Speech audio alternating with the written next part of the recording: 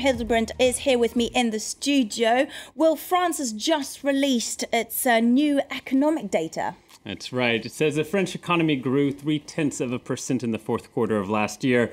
Now, this is thanks to an increase in household spending, investment, and exports. Some have feared that France is, quote, the sick man of Europe, but these figures should offer some relief to the socialist government. Germany, which is the Eurozone's largest economy, grew by a similar figure, and the French finance minister didn't hesitate to draw a line between the two countries. Let's take a listen. You have to compare this figure 0.3% to two things. Our forecast 0.1%. The real figure is slightly better.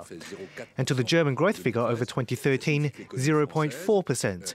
This means the French economy is out of recession and that it has now reached an annual growth rate of 1%.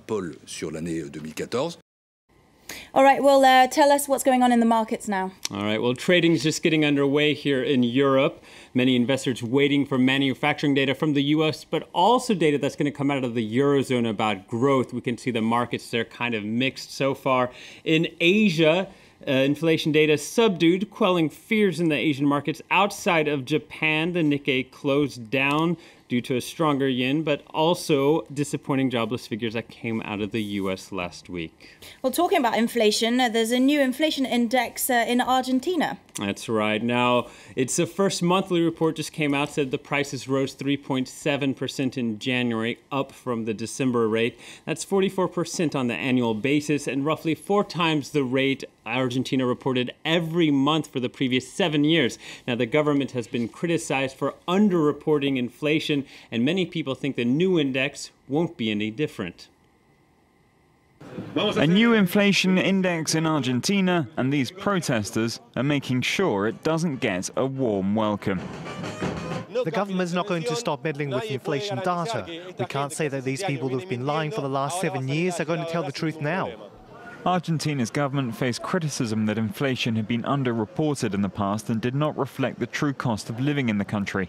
The government says the accumulated inflation since 2007 was 85%, but some economists say it was almost 300%. Argentina has one of the highest rates of inflation in the world. The country also had to devalue its currency in January due to a drain in dollar reserves. Consumers say they're concerned over rising prices. It's been going on for a really long time, but what's happened now with the recent developments, the devaluation and so on, it's like suddenly the prices have increased. The new index was designed in consultation with the International Monetary Fund, who'd already censored the Argentinian government for not reporting accurate economic data. Well, let's take a look now at some other stories grabbing headlines today. Lenovo posted record third quarter profits. The Chinese firm is the world's largest PC maker. Its earnings outpaced analyst estimates and rose 30% on the back of strong laptop and mobile sales. Lenovo did warn that future results are likely to be less bright due to its recent acquisition of IBM's server division and Motorola Mobility.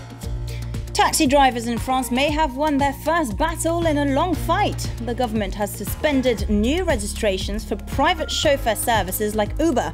Paris made the decision until it finishes talks with unions representing taxi drivers who've been striking since Monday.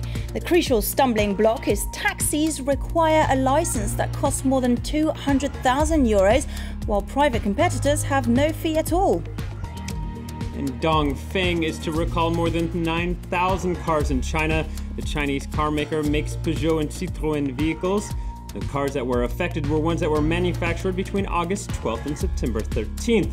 The news was announced by the Chinese quality control authorities over an issue with faulty brake fluid.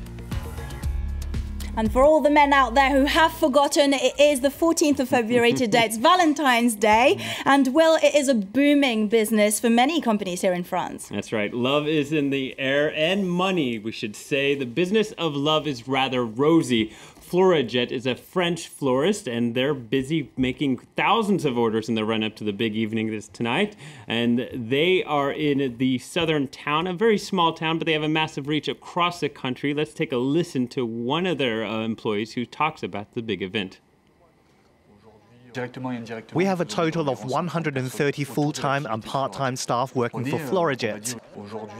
Right now, we are delivering a bouquet of flowers every 35 seconds. On Valentine's Day, we are expecting 25,000 to 27,000 orders. All right, well, thank you very much for that. That was William Hildebrand.